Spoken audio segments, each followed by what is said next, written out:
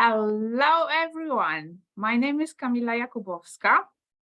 I am the impact coach and I run the Impactful Woman service on Facebook. And today I am hosting a very special person, a person that has really a lot to do with an impact because this is Arlette and she is a parenting coach, the person that shows and tells what to do to have the best possible impact on our kids.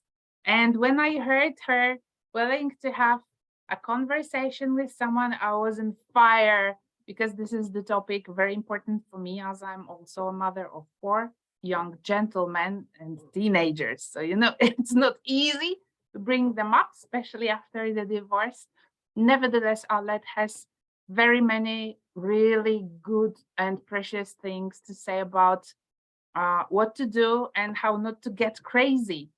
And before we had an idea to have this interview for you, we were talking about many topics, and Arlette, let me share with our audience what I found, what was so precious for everyone, every mother and every parent to think about and take under consideration. And number one for me was taking on decisions by our kids, but also taking responsibility for it. And I want to talk with you about it because you have such amazing ideas about what to do and how to make them to take their own decisions. Number two was that actually how not to give our kids what we carry from our past. And when you said that, I was like, hell, she really understands what's going on. Because remember, we are not first. And we carry what our parents were carrying and what our grandparents were carrying. I'm Polish. And I feel every day the results of Second World War, for example, in my own behaviors. Now I'm conscious of them, but I don't want to give it to my kids. So I'm going to listen to you carefully. Number three was something that puts me in a rush and hurry, because there is no time to lose. They grow up every day. And your ideas about this issue are so, so good. I want to listen to that as well. And something that for me, as a mom of four teenagers, is so important, how not to get crazy and how to make parenting joyful, simply. How to have joy and get energy from that we put our energy into our kids. I want to know what you want to say about it. I'm so curious and I want to listen to you, Arlette. And you were talking also about deepening the connection with kids, and so important. And Arlette, please share with us your ideas about it, because what you have for us, it's a pure gold. I want to listen to you. And if you guys listening to this interview want to know also what Arlette can advise us about it, stay with us till the end, because it's a lot of value. So maybe let's start with presentation. Arlette, who you are and where actually you're working. First of all, thank you, Camilla, for having me here. It's a beautiful morning today, and I'm grateful for this interview that we're having. Basically, my name is Arlette Shohmelian. I'm a psychologist. I am, my focus is on mindset coaching as well as parent coaching. I work online and I'm based in Cyprus.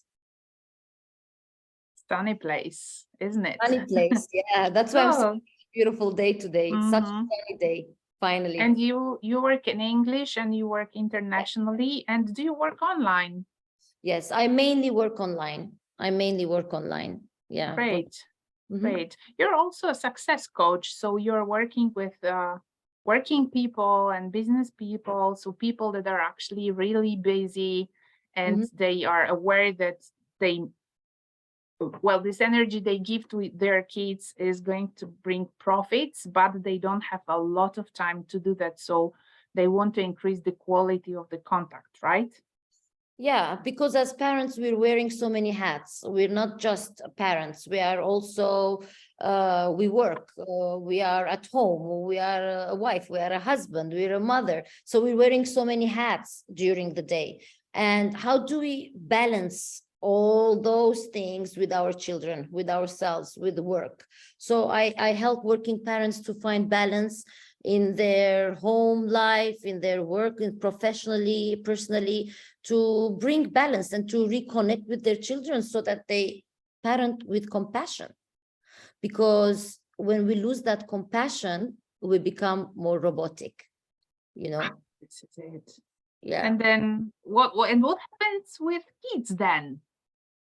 What happens with kids that the gap grows, grows, and when there is no real connection, the gap grows, and we see kids misbehaving more often or withdrawing to their rooms more often. And because there is not real connection and it's all based on duties, I have to, parenting becomes a chore.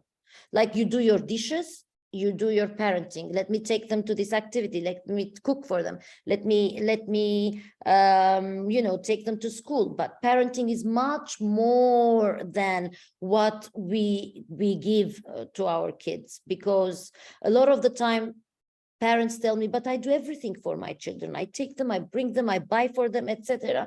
And my question for them is, yes, but what are you doing to emotionally nurture that relationship? Because like in any relationship in our life, you need to nurture it. It doesn't just happen automatically just because genetically you're their parent. That's why sometimes, when I've worked with parents that adopt children, I find them much more focused emotionally, because it's something that they really wanted to do and they don't take it for granted. So yeah, it's just an observation that I've made. Oh, so cool. Yeah, and then there all this rush. Well, I see it myself. I returned from work and then hurry, they have to eat. Hurry, I have to buy some trousers, for example. Hurry, we have to work on maths. Hurry, let's go to sleep because it's late. Hurry. And where is the connection? Oh, it's so important. We all fall in this trap because we do have a lot of things on our plate, and we also lose the compassion that we should be giving to ourselves, because yes, it is challenging to make sure that everybody's okay, to make sure that our kids are well catered. But when you parent consciously, you are aware of all these things, and time is not an issue, because it doesn't matter what you're working, how much time you have. It has nothing to do. It has to do with developing certain consciousness and awareness and certain parenting skills to be able to juggle through all these things. Because you may have just 2 minutes in the car with your child, and that 2 minutes of connection and listening to them goes a long way. Yeah. Cool. Then tell me how to use those 2 minutes in the car, which is a very valuable time, to make them take their own decisions and to teach them responsibility for those decisions. So for me, for example, the time that I have with my kids, taking them somewhere, I always take advantage of that time, because it's in a place I'm driving, everybody's there, my kids are there, and I make sure that they have my full attention. So one of the things, one of the policies that I have with my kids is that when they enter the car, they are not supposed to use their smartphones. This is the time for us to talk, to connect. And so in the mornings, for example, when I take my kids to school, now we play a game, the gratitude game. So it's like for me, it's like a 10-12 minutes of drive to the school in the mornings, but I start the morning with gratitude. What are you grateful for? Tell me 3 things that you are grateful for. This is something that I do every day. And of course, I take part too. What I am grateful for. The thing is, don't worry if you're asking these questions continuously, because as you're asking the same questions over and over again to your child, they are also expanding their self-awareness, because you can start. Initially, they will say, I'm just grateful for my friends. I'm grateful for my dog. I'm grateful for my bedroom. And then you encourage them to say, what else are you grateful for? What following that, what else are you grateful for? And we know from research that gratitude is so important, especially for children, to practice gratitude with children. It's important because kids, unfortunately, these days with social media and the impact on social media, and when they go to schools, etc., they are constantly comparing themselves with others. Their focus is all out there, what others have and what they are exposed to on social media. So when you align them and you reprogram their mind to, but look all the things that you have, and not all the things that you have in terms of material are important. What about the rest of the things? You have your family, you have your friends, you have love, you have understanding, you have, so you make them really feel what they are grateful for, which also helps them dealing with things like comparing themselves to others, jealousy and all that, because what you're doing is that you are mentally programming their mind instead of focusing outside. You are helping them and guiding them to check inside and to really see all the blessings that they have in their life, and not all the blessings are material things. Yeah, and additionally, you build the habit, which is so important. Habit of gratitude and habit of revision of own gratitude, simply. And I also ask the question, what are you grateful to yourself? What do you appreciate yourself for? And we do that in the evening, because I pick only one to school. So I like this idea. Yeah, really, really much. And what else we can do to make them more responsible for what they decide? So when it comes to decisions, one of the issues that I see with my clients generally is the control. We need to understand that we have to release the control, because you also have to put yourself in their shoes. You wouldn't want anybody to come to you what to do, constantly giving you instructions, what to do, what to wear, how to live your life. Now, we know that kids are kids, teenagers are teenagers, and they make mistakes, and they may end up taking wrong decisions, and we want to guide them. But our aim is to guide them by not taking away their power, not making them feel powerless. This is very important that we do, because what we do when our children usually, when they start clashing with us, or start arguing, etc., what we are feeling inside is we are losing control. But the way we react is we take away their control, basically, and we put them in that's where they start becoming more powerless. So when they become powerless, you're not going to get the best out of them. So what I would say to parents is that release the control. Get rid of perfectionism. Perfectionism doesn't exist. Give your children choices that you are happy with. 1, 2, 3, in terms of anything, choices in anything, what to wear, of course, it all depends on the age group now. Sometimes you have to choose your battles. Sometimes it's much important to say, okay, have your way. I'm not going to say no to everything, because when you are a parent that you're constantly no, your children are reacting, and your no loses its value. But when you are choosing your battles and you know when to say no, and when you say it, they will respect it, because they know that, oh, she is serious about that. There is so good. Yeah. And I wanted to ask, how does it impact kids? What happens with kids when you do that? And you already replied to me, they start to listen to you. Yeah, they have their own space for decisions, and then when you make your decision, they respect it. Well, Yeah. Of course, not every time, but they listen to you more often. Yeah, and one of the things that me and you, Camila, we had this conversation about the decision making and all that. So I say to my kids, for example, I will tell you what I want. And sometimes I might be more forceful with what I'm telling you that I want in terms of anything, the way you have to behave, the way you have something that you want.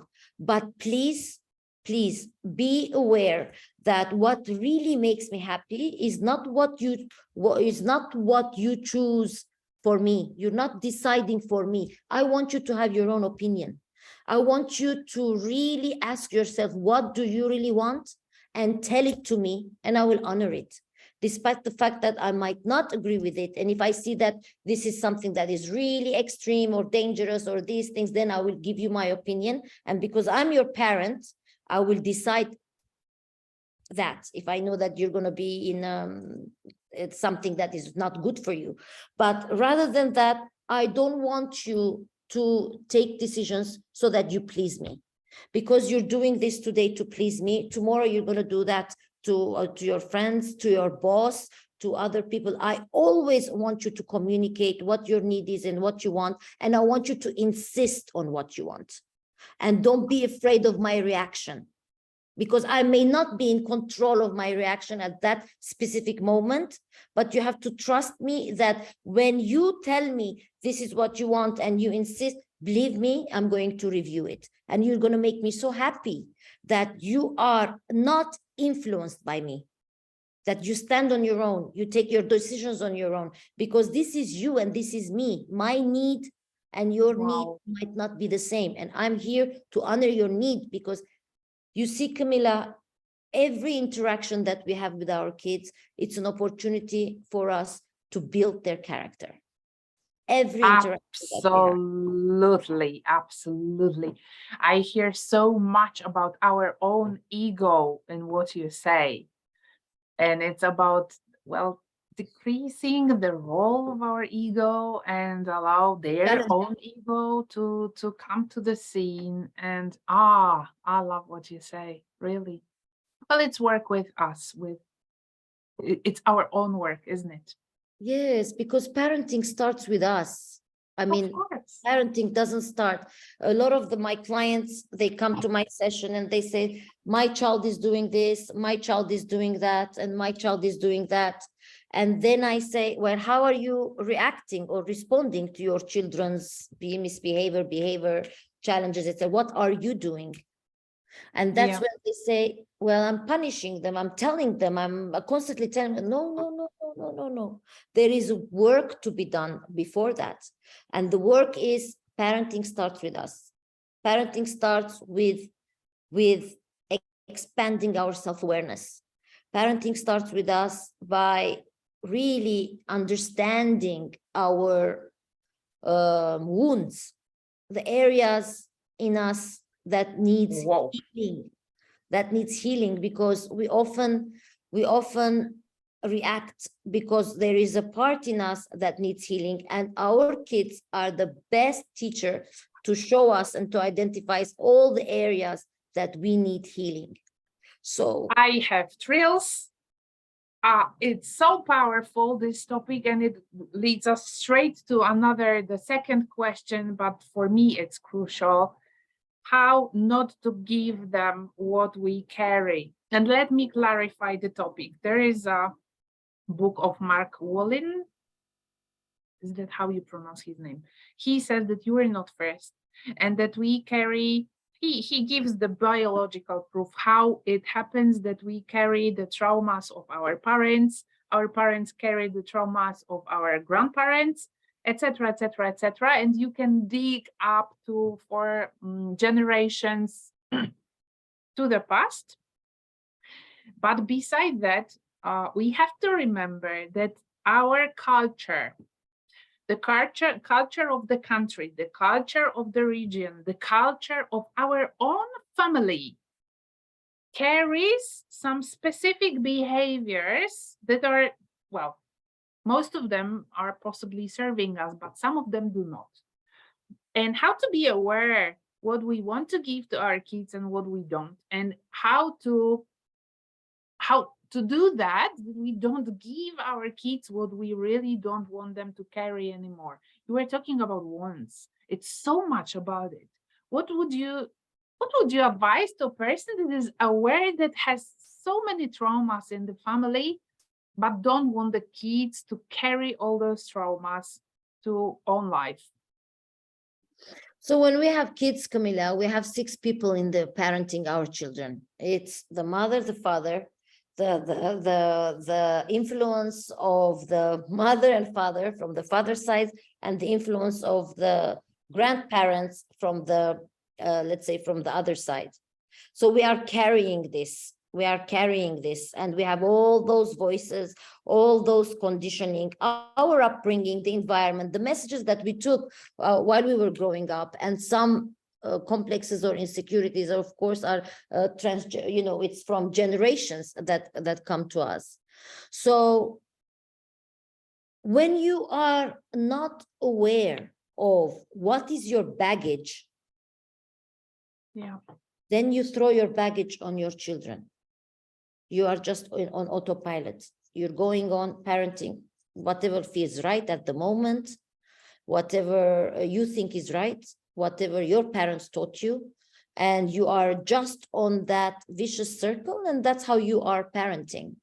So, but when you really start working on yourself, and when you really identify all the great things that you've learned in childhood, all the great values, all the great things that you've learned in childhood, and you want to keep those, then you're aware of it. And all the things that you learned that were not right, that didn't really resonate with you, and it had an impact on you on adulthood, then we need to be really careful to understand what are these parts, and to make sure that we don't pass it on to our children. And could you give the example? I'll give you an example. For example, feeling children powerless, what we talked about, feeling of disappointment, people's pleasing, dysfunctional attachments with parents. I'm here, I'm not here, hot, cold, abandonment issues. But this is a very good example, abandonment issues. And how does it come from history, from the past? What was the story? So this is a child that felt that his needs were not met. This is a child that felt that he was not validated, he was not acknowledged, he didn't matter, basically, and he was not a priority while growing up. So it directly affects the way they feel inside, and that affects relationships, because it affects relationships because it's a wound, it's a trauma, it's a part in you that needs healing, because it can create mistrust. So of course it affects your relationships, and of course it might affect your parenting, because you maybe don't know how to validate somebody's feelings.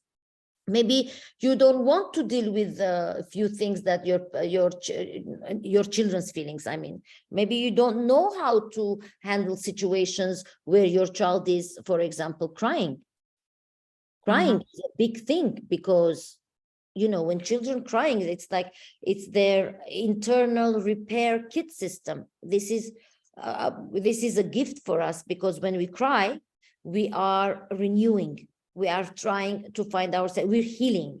And you see, when children cry and they throw these big temper tantrums and they're crying, and after 2 minutes, they go back to judgment, they go back to normality as if nothing happened, because they have released that piled up tension in them.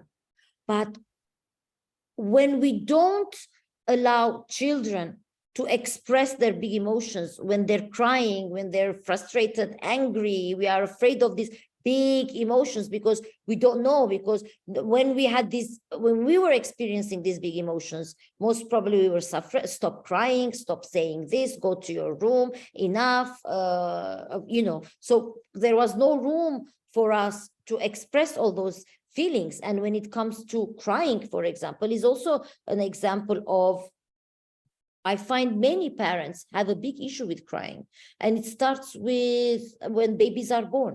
As soon as a baby is showing some frustration, we put the pacifier in the mouth, like, let's shut your mouth, let's shut your mouth, don't cry. But the baby is crying because they need to cry to feel better. So we're not honoring that. So when you're doing that, you are really, what you're doing is you are suppressing for them to cry, but you're not dealing with the piled up emotions. So, and it's also about acceptance. When the kid cries, you don't accept them. Well, at least you don't see it this way, but the kid is taking that this way, that is not accepted when it's crying, and they want to be seen in their emotions, right? Yes, and this is much more difficult for men, because while men were growing up, it was completely different for them. There was no tolerance, not a lot of tolerance for them to cry. Come on, especially in our cultures, grow up, you're a boy, you're a man, don't be a crying baby, don't, girls follow my baby, come here, So that's how they learn to suppress a lot of emotions. And how we were dealt with while we were crying, we do the same for our kids. Yeah. Can I give my own example of how it was working with past generation and comes to me? When I started to work with my own business, and it appeared that I have to show up to the audience, I had such a huge problem with it. And I was trying to understand, why the heck I cannot say a word in openness to my audience, no authenticity, or I'm simply afraid, or it simply doesn't go through my throat. And I was looking for the reason, and I found it. What the was reason it? was that when my dad died, I was 6 years old. After his death, my mother was not strong enough to hold my grief, and she didn't allow me to cry. She didn't allow me to leave my grief, and the result was that I was considering myself and my pain, including the physical pain, but also the psychological pain, as not important for anyone. Yeah. So my experience, my words, my wisdom, my knowledge, everything that I would love to share is not important for anyone. How do you want to make business this way? Thinking this way about yourself. But I was trying to understand, what the heck did she do that to me? It was this period of blaming my parents for what I'm experiencing now, all the difficulties. And I was looking for that, and I found it. She was 2 years old. My mother was 2 years old when her parents got divorced. And it was just a few years after the Second World War. And her mother was not strong enough, or was opposite, too tough, to allow her little girl to cry after her father. So it was the path of experiences through the generations. Yeah. I got divorced, and I know that my sons are missing their father when they're with me. Exactly the same, they miss me when they're with their father, and I allow them to cry. I allow them to be angry with me. I allow them to be angry with both of us. I allow them to shout at me and shout their anger. I want to interrupt the cycle. Yeah. Wow, Camila, as you can see how things are passed to us from generations to generations. But We also need to understand that sitting and it's what you said, sitting and blaming our parents, our grandparents, or our upbringing doesn't do any good to us, because that ultimately hurts us. We need to understand with compassion that they did what they could with the awareness that they had. Exactly like we do right now. We do our best. Yes. Yes. And as much as we can, and we have the resources for. Absolutely. And those years, there were no resources, there was no internet, and people around them had the same mentality. So they did with what they could, with what they knew, what they understood. But these days, it's different. We are privileged now because resources are available for us. And exactly. Now it's a different story. Anything you want to learn or understand or have, to go more in depth, you can have it. It's the era of knowledge coming to you anytime, free, unpaid, paid, it's all there for you. So there is no excuse now for us. No excuse, parents. Go on, go, keep working, look for what you have inside of you. There is no time to lose. Arlette said that, and this is my next question to you. There's no time to lose. What do you mean? I mean that, children are growing fast. If not now, when? I don't want to wake up. Camilla, when I first had my kids, I was not into parenting coaching because I'm a psychologist. I was doing more on sessions, but because I was exposed to a lot of parents and a lot of kids, because I was working in schools for a long time. And it wasn't something in my head, but when I had my first child, and I remember saying to myself, how can I make this right for her? What do I need to learn? What do I need to give? How should I show up as a parent to myself? What sort of a parent I want to become? And that's where I started getting more into parenting, because I don't want to wake up one day when I'm 60, 70 and have regrets and say to myself, I wish I could have done it differently. I wish I could have given more time. I wish I didn't react in such a way. I wish I dealt with this differently. So I don't want this for the parents. I don't want it for myself, and I don't want this for the parents. I don't want this for anyone. So that's why I'm saying it's now. It's now that we have to really show up with certainty, with compassion, with understanding, to really understand ourselves, heal from everything that we have to heal, so that we really connect with our kids, And love them. Yeah. Every day I love them too. Every day is precious. This is true. They grow up so fast, and in 10 years, we will not even realize it. 10 years passed away. And what have I done during this time? What did I give to my kid, right? And we see kids, I don't know, selfish or ignoring important things, but it's our own job, right? Our work we've done or we haven't done at all. So yeah, I agree with you completely. Every day is so valuable, even if we put the little thing like a grain of sand into our construction. It's so valuable. It's also about habits, because very small, very little habits are building huge constructions, right? And we have their childhood, and it's 15 years of building them. Yeah, every day is valuable. Every day is valuable, but that's why I said earlier, parenting starts with us. But yeah, we want to give to our kids and we want everything for them and all that, but not on the expense of ignoring ourselves and ignoring our needs. Because when you are not fulfilled as a person, it's very difficult to give what you want to give to your kids. When you are burned out, when you are tired, exhausted, you're not really enjoying it, that transmits to the kids. You cannot enjoy. You need to leave everything when you're feeling like that, and to really care for yourself, and don't do it just every now and then when you are feeling really, unfulfilled or whatever. Let me do something for myself. This is something that you have to take care of yourself ongoing, doing something for you, meeting up with friends, going to the spa, going for, walking, bubble bath, things that are only for you, because that Ah, to balance.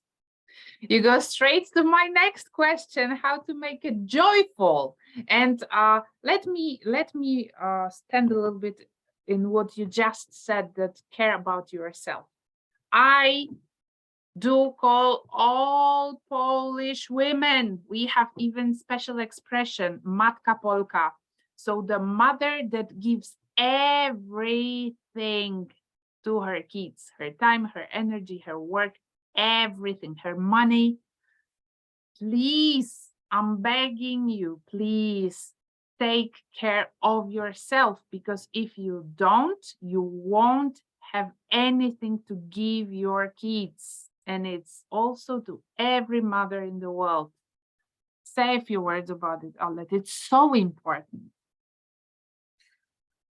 I would say that you cannot only be a parent and really feel fulfilled in your life.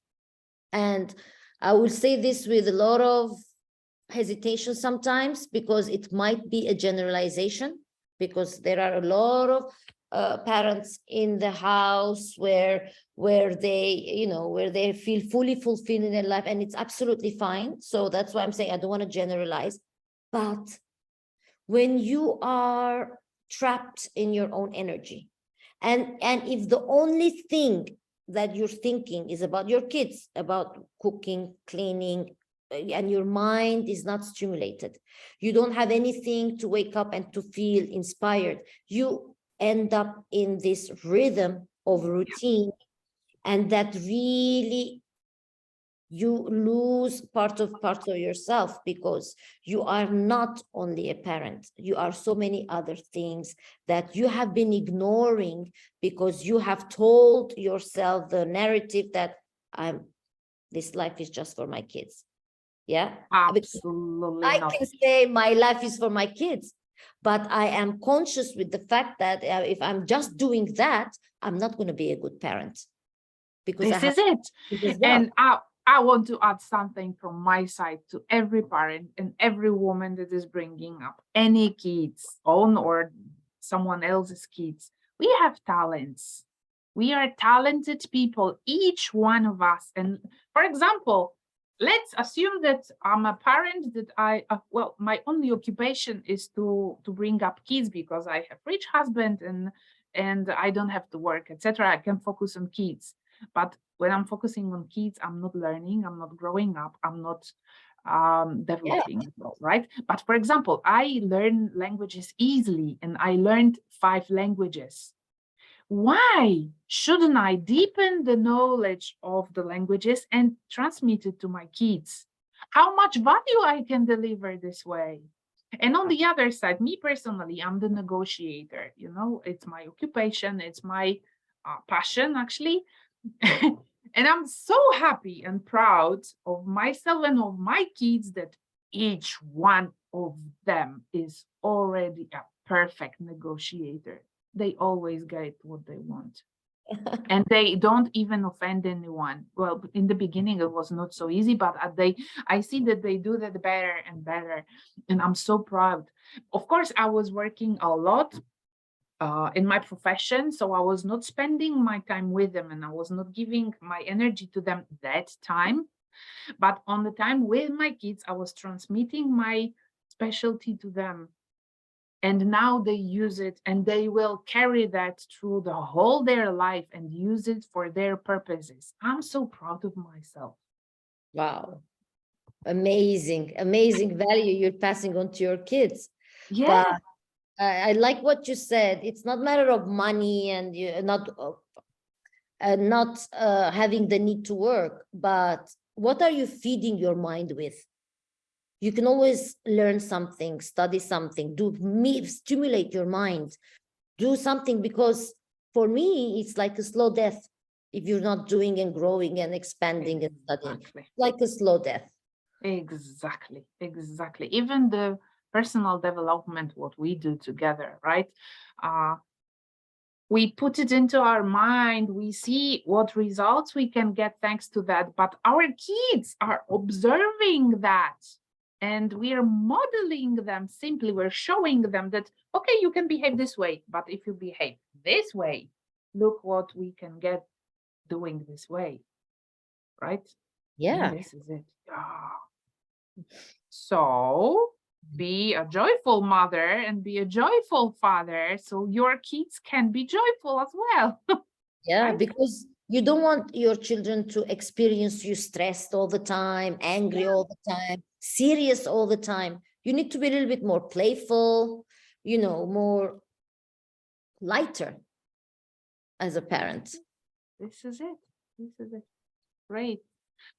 I'll let we go to the last question.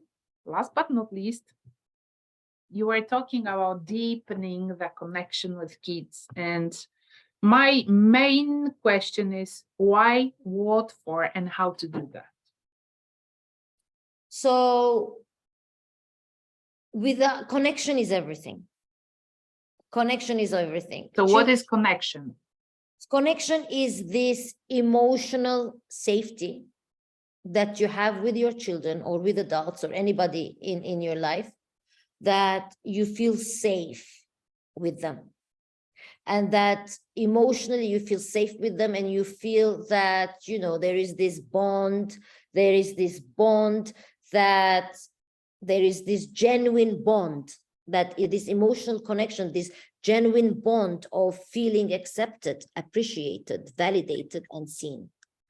So when we lose this connection with our children, and sometimes we may go through periods when we are not feeling well and we cannot give the way we want to give to our kids, and then you see during these times children, you will see it very fast, in a matter of week they may be misbehaving a little bit or etc.